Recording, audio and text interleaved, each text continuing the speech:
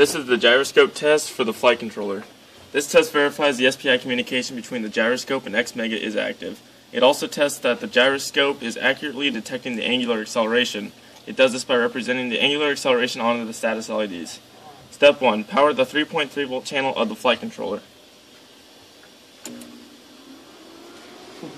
Step 2. Attach the PDI programmer to the programming header on the flight controller. As you can see, the PDI programmer is connected to the programming header. Step 3. Load Gyroscope.hex onto the flight controller.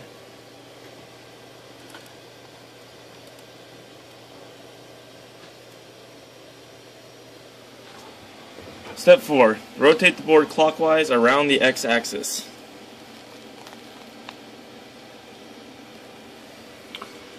Verify that the most significant bit of the status LEDs light up, as well as display an acceleration on the least significant bits of the LED. So as we rotate clockwise, we can tell our direction on the MSB and an acceleration being represented by the LSBs. Okay. Step 6. Rotate the board counterclockwise around the X-axis and verify that the least significant LEDs display an acceleration. As we see, we have our LSBs displaying an acceleration and the MSB at 0.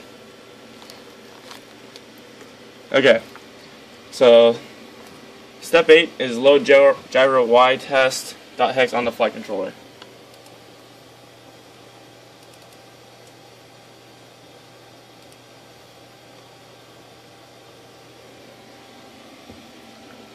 Step 9 is repeat steps 4 through 7, except this time rotating around the Y-axis. So we rotate this direction, and we get our direction and our acceleration. We rotate the other way, we only get acceleration with a 0 for our direction.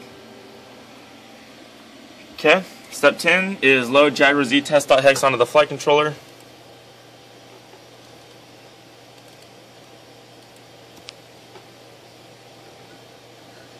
And step 11 is repeat steps 4 through 7, except this time rotating around the Z-axis.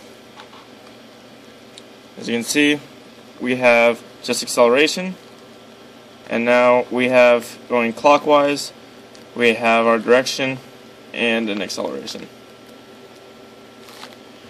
The pass condition for this test is that the LEDs are in the state defined in steps 5 and 7 for all the axes. The fail condition is that the LEDs fail to be in a state described in steps 5 or 7 for any of the axes.